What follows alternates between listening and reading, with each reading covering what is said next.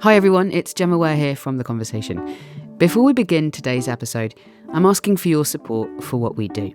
Here at The Conversation, we team up academics with journalists to provide reliable information that helps create a more constructive conversation. We do that in hundreds of articles published on our site every day by editors in our 10 editions around the world and through podcasts like this one. And we make our work available at no cost because we believe that for democracy to thrive, people need trustworthy information. If you want to support our mission, then please consider becoming a monthly donor. You can do that by going to donate.theconversation.com. That's donate.theconversation.com. If you can donate, you're choosing to support a healthier democracy. So thank you. Now on with the episode. You're listening to The Conversation. It's the late 1920s, and two men from the Carnegie Corporation, a philanthropic foundation set up by the Scottish-American industrialist Andrew Carnegie, go on a month-long visit to South Africa. As they travel across the country, Frederick Keppel, the corporation's president, and its secretary, James Bertram, are given a warm welcome by South Africa's white minority leaders, including the Prime Minister. South Africa at this time is run as a self-governing dominion of the British Empire, and the British are busy initiating policies of racial segregation. They've just stripped black people of all land ownership rights, laying the foundations for apartheid. But in the years that follow that initial visit, the Carnegie Corporation focused its efforts on helping white people, particularly Afrikaner-speaking white people. In 1929, the Carnegie Commission of Investigation on the Poor White Question began work on a huge sociological study focusing on white Afrikaners. Nearly a century later, the American right, led by Donald Trump, is once again fixating on the plight of South Africa's white Afrikaner minority. It's a genocide that's taking place that you people don't want to write about. Farmers are being killed. Trump boycotted the G20 in November in Johannesburg over the issue, citing claims about a white genocide, which the South African government says are widely discredited and unsupported by reliable evidence. High tensions have erupted between Pretoria and Washington after US President Donald Trump announced that South Africa would be barred from the 2026 G20 summit and face the immediate suspension of US financial support. I'm Gemma Ware from The Conversation, a news and analysis platform partnering journalists with academics. Welcome to The Conversation Weekly, where experts explain how we ended up here. In this episode, the long history of links between white nationalists in the US and South Africa, and why some Americans have fixated on white Afrikaners.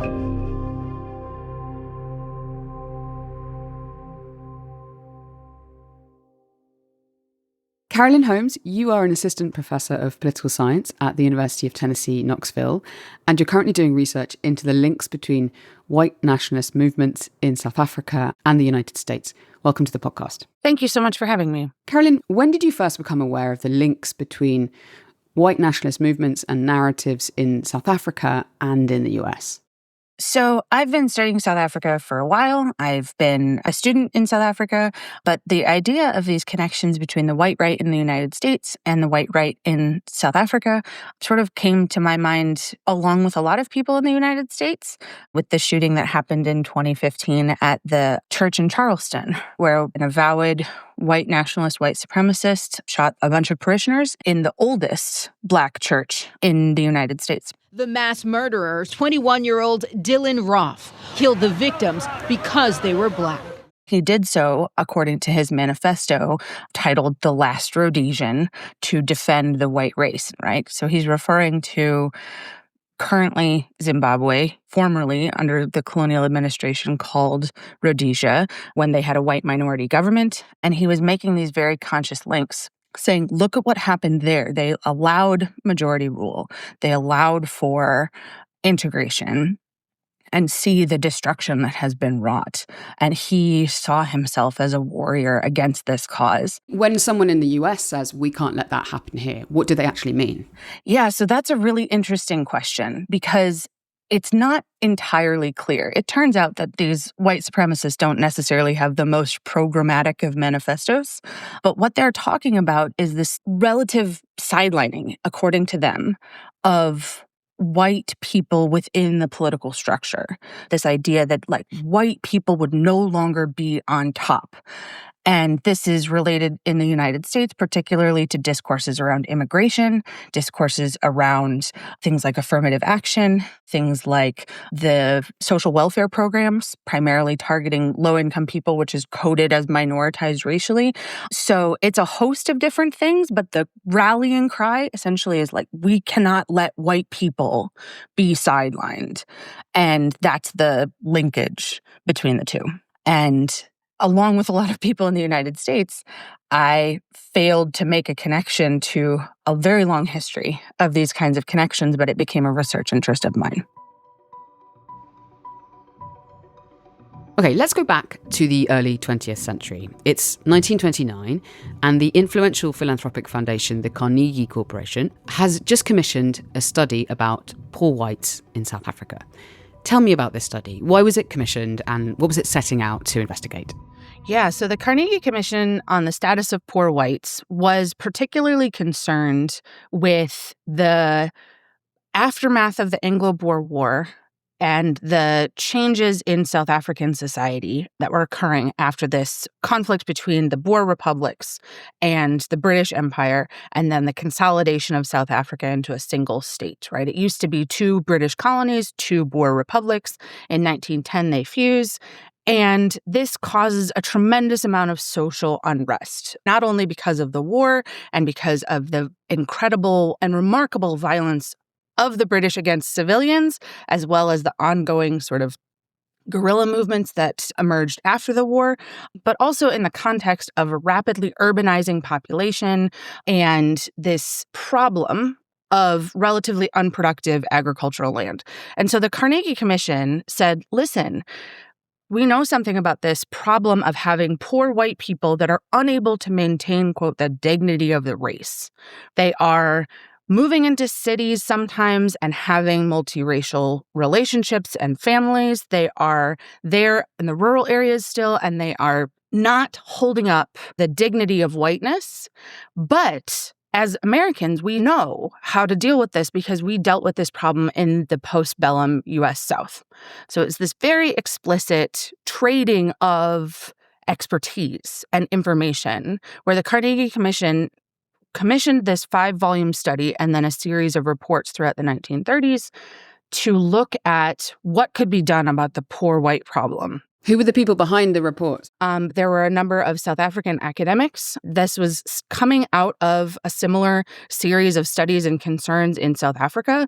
And this is in the period of the rise of Afrikaner nationalism, where we have overtly white supremacist and segregationist political parties building off of the segregationist infrastructure of the British colonial government to say things like, we should make sure that not a single white man goes under. And so building off of those domestic political concerns in South Africa, the Carnegie Commission says, you have a nail, we have a hammer. We know how to solve your problem. Let's figure out how we can mutually benefit from our shared conditions to create a system in which whiteness can be preserved. So at this time, when debates were going on about the conditions of poor white Afrikaners in the 1930s, what were the conditions for black people in South Africa? So the colonial government at that point had a basically 4-tier racial hierarchy with white people at the top. Then there were people of historically mixed race called coloreds in South Africa, Indians, and black people. And essentially 87% of the population that was not white were not considered full citizens. We don't have rights to things like land tenure. A lot of people of color were, in fact, robbed of land. They were relocated forcibly by the Land Act of 1913. There was no access to the franchise. They were relegated to second-class citizen status, and in accordance with that, had fewer economic opportunities. Essentially, the consolidation of white dominance in the wake of the Anglo-Boer War was a way to shut out people of color from either political or economic opportunity, and that resulted in political disempowerment and impoverishment for the majority of the population. So what did this commission and the subsequent reports go on to recommend? So they recommended changes in things like land tenure, inheritance laws. They recommended education. They recommended social welfare programs.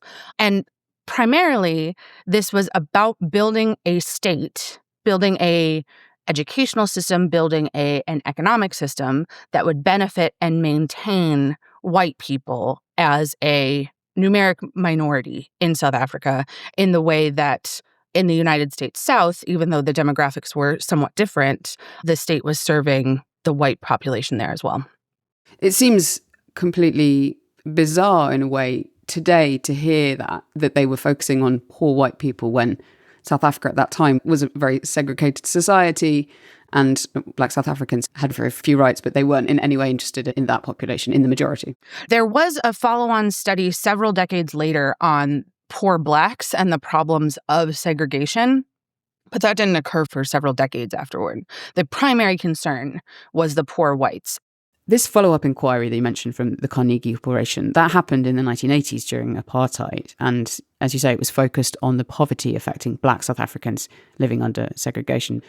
But when these initial reports came out from the Carnegie Commission in the early 1930s, how did white Afrikaner politicians in South Africa react to the recommendations of the reports? So they were very excited in general. I mean, this was a problem that they were also diagnosing. And so they said, great, if what we need is social welfarism, if what we need is education, let's run on that. Let's go ahead and build a whole program around that. And a lot of policy infrastructure of Afrikaner nationalism in many ways emerges from these conversations in the 1930s. So the goal of this project to uplift poor whites was specifically about the idea of racial dignity for white people and maintaining the color bar, preventing racial mixing, preventing interracial contact such that whiteness as a category could be preserved. And were there links during that period in the 30s, early 40s between white supremacists in the US and these emerging National Party figures? Yeah, absolutely. The funny thing is that when we hear the phrase white supremacy in 2025, it feels like violent and fringe. At that time, it was a matter of policy preference.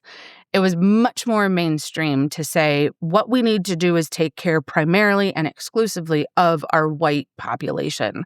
The state is here to serve the white population. And that was true in the rhetoric of the United States South. It was true in South Africa.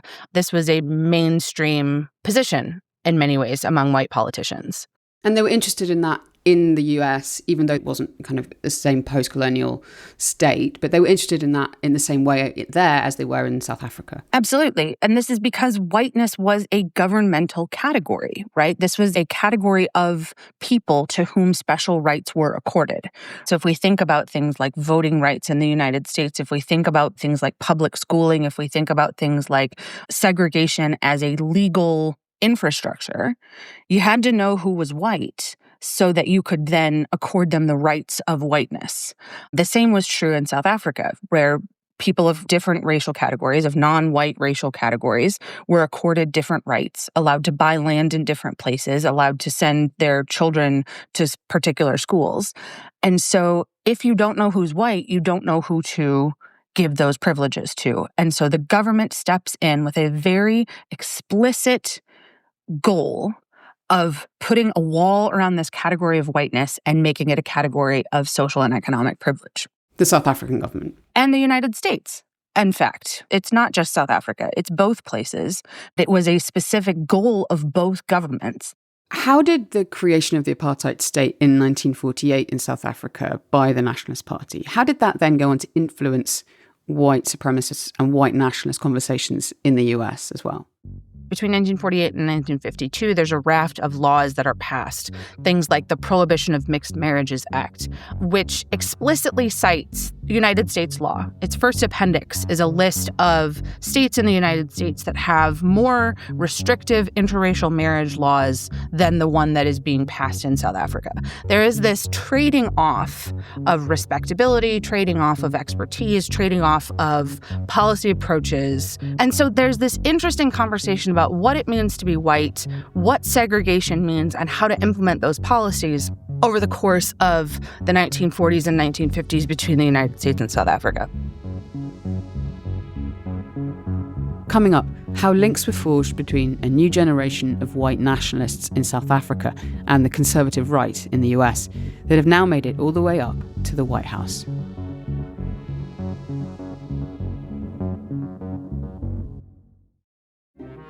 Hi, I'm Anna Walker, host of a new podcast called Jane Austen's Paper Trail, From the Conversation. From a scandal-filled bun shop in Bath to a windswept walk along the Cobb in Lyme Regis, and even a glittering Regency ball, we've travelled around England to bring Jane Austen's world to life through interviews with today's foremost Austen experts. Listen to Jane Austen's Paper Trail wherever you get your podcasts. Welcome back. Carolyn, we've been talking about the impact of this American decision in the 1930s and 40s to focus on the plight of poor white Afrikaners. Walk me through how we got from that point in the early apartheid era to where we are now, a moment when the US President Donald Trump is peddling claims about a white genocide in South Africa. There's been American white conservative concern with South Africa and violence, particularly against white people in South Africa, since the 1960s. Even when we have this sort of international campaign of divestment and sanctions against white minority South Africa, there were many, many white conservative thinkers in the United States that were saying, hey, wait a second, maybe they have a point. Maybe we really need to stand up for white people. And then 1994, the first democratic elections happen in South Africa, and it's deemed this political miracle. With only about half the votes counted, the result is undeniable. Nelson Mandela, freedom fighter, next president of South Africa. The Civil War didn't happen. The sky didn't fall. It was peaceful. And it's a moment in which these white conservative thinkers that have said it is impossible to have multiracial democracy in South Africa. It is impossible because the white people would be destroyed. They'd be driven into the ocean. They say, okay, well, but that didn't happen. And there's a bit of a lull. And within, say, the first 3 years, they start to be really concerned with violence in the form of crime. And then by the time we get to the early 2000s, there start to be articles in the mainstream press about violence against white farm owners. And this is happening at the same time that sort of internet forums around white supremacy are gaining a lot of traction. And this becomes a sensation. People say on white nationalist and white supremacist forums like Stormfront, they take this and they run with it. So can you put this focus on violent crime against white South Africans post-apartheid into some context for what this meant in the country itself? This is within the context of a country that was experiencing a wave of violent crime, within the context of tremendous social upheaval that accompanied this transition to democracy. But the focus of so much of the media was on white people being victims of violent crime. This absolutely distorted the common perception of what violent crime looked like. On average in South Africa, the whiter and richer you are, the less likely you are to experience violent crime, the more likely you are to have things like electric fences, things like private security guards. So what we have in the early 2000s with this wall-to-wall coverage of white victimhood in both South African media and US media, and in fact, media in the UK as well, and Australia, is this perception of violent crime targeting white people. The data just don't bear out the idea that that is a modal form of crime, that is certainly not the most common. It was within the context of violent crime in the country in general. President Trump says he asked Secretary of State Mike Pompeo to investigate land seizures and farmer killings in South Africa. Now, last night, during Donald Trump's first presidency, he began talking about alleged persecution of white farmers in South Africa. How did this narrative move from the fringe to the top of the political agenda in the US? Yeah, it's a really interesting story because it happened both very slowly and very quickly. So 2015, we have the violence in Charleston, South Carolina. In 2017, we have the Unite the Right rally. Hundreds of white nationalists storming the University of Virginia, protesting. Where we have a number of speakers, both South Africans and Americans talking about how South Africa is a cautionary tale. Throughout 2017, there is this increased activity in the online alt-right and white nationalist space. We have a lot of activists going to South Africa trying to get to the bottom of this farm murders problem. You have South African activism around this, the sort of pivot to English conversation rather than Afrikaans about this by South African activists as a way to appeal to international audiences. And it's enormously successful. Their views on YouTube go way up. Their fundraising is much more successful. They get a lot more traction.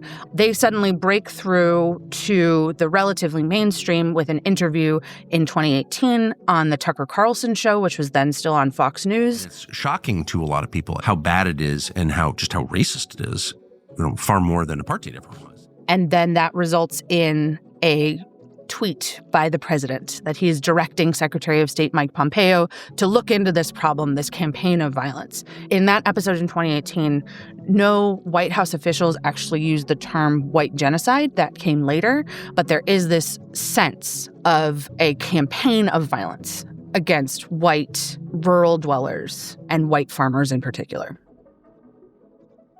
So you've been to meetings in South Africa where white nationalists talk about some of these issues around violence. Tell me about those meetings, what you saw, what language is being used. For the most part, it sounds a lot like the Carnegie Commission, right? We're just here to take care of our people. We're just here to take care of our community. What we need to do is make sure that everybody has enough to eat and that everybody is safe. The fascinating thing about white supremacist organization, and you find this again and again in scholarship about it, when you're in these spaces, it's not necessarily about foaming at the mouth, hurling racial invectives.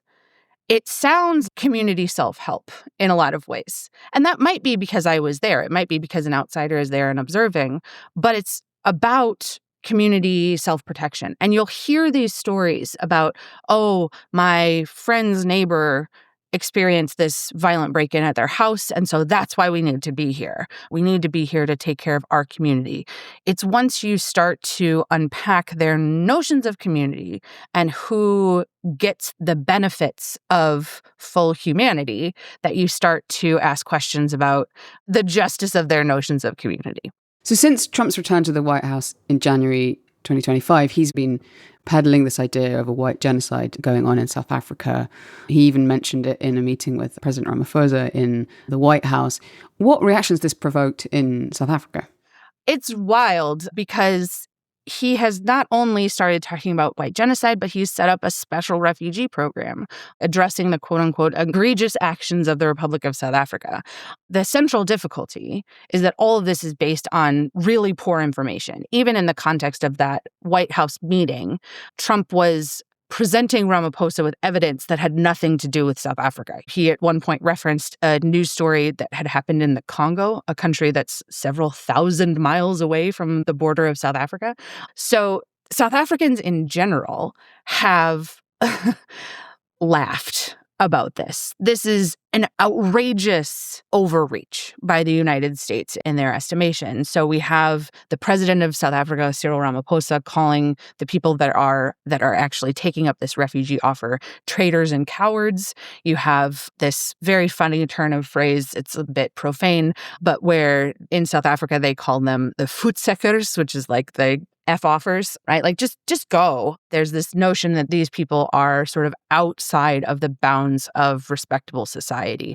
It is a running joke. The problem is when it's a joke by the leader of the largest economy in the world, it stops being quite so funny insofar as this fixation by the Trump administration on violence against white South Africans is manifesting in challenges to global diplomacy. So, for example, when President Trump pulled the U.S. delegation to the G20 in South Africa because of this alleged campaign for which there is no data, for which there is no empirical support of violence against white people in South Africa.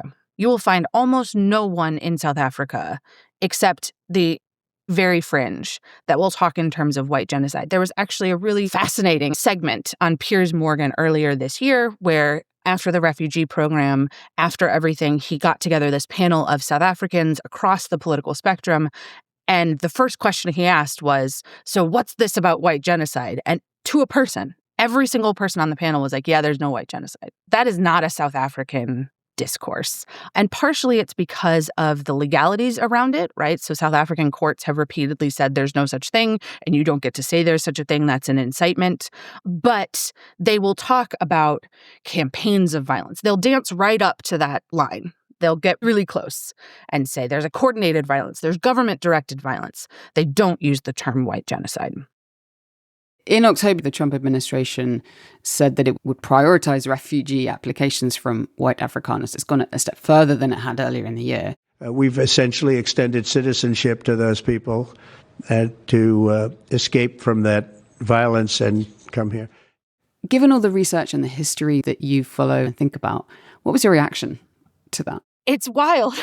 And I keep coming back to that word because I don't know what else to say. This is a refugee program unlike any that has ever occurred in the United States, and I think in most of the world. This is a refugee program for a privileged minority population that is, on average, richer and safer, lives in a multiracial democracy with strong political institutions, and does not actually have a demonstrated demand. There are not thousands and thousands of people that are lining up to take advantage of this program. So less than 100 people in total since the beginning of the year have been resettled in the United States under this program, out of potentially the quote-unquote thousands that were announced as the sympathetic population. Why does understanding the history matter and this long track record of interlinkages between the US and South Africa that you're looking at? I think that the point is that South Africa has always been a shadow case for the United States. It has been for a century. So in the context of the Carnegie Commission, it's a picture of what happens when you don't intervene soon enough. In the context of apartheid, it's a picture of how and why and the technologies of segregation and building up a state that's almost exclusively to serve white people. And by the time we get to the 2000s, South Africa becomes a sort of cautionary tale of what happens when you let integration happen, what happens when you allow for these loony lefties to take over. What you end up with is this campaign of violence against white people. So it's a way of talking about U.S. politics without ever saying civil rights, without ever saying United States. And so in some ways, people think about it as, oh, isn't it weird that this America First administration is suddenly concerned with this overseas, quote unquote, refugee population? And my point in talking about the history is to say it's because it's not just about them. It's also about us. Well, Carolyn, thank you very much for putting that into some historical context for us. We appreciate it. Thank you. Thank you so much. In 2004, the Carnegie Corporation published an article in its quarterly newsletter dealing with the history of its work in South Africa over the last century. As well as the study on poor whites in the 1930s, the corporation went on to commission a second inquiry into poverty and development in South Africa in the 1980s, which focused on poverty among black South Africans.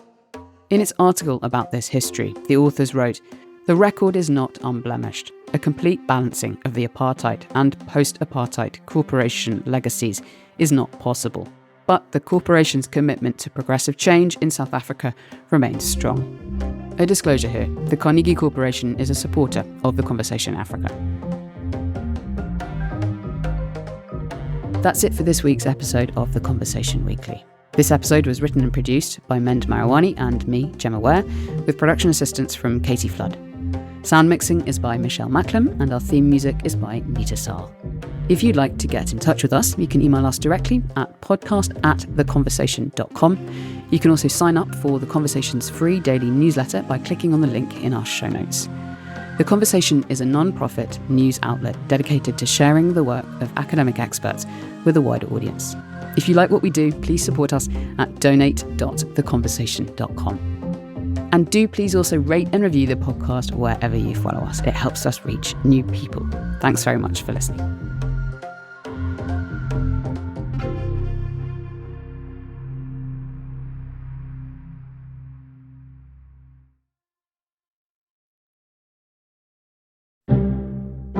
Every week, Michelle Grattan offers you a ringside seat to the latest in Australian politics with interviews and insights from political insiders.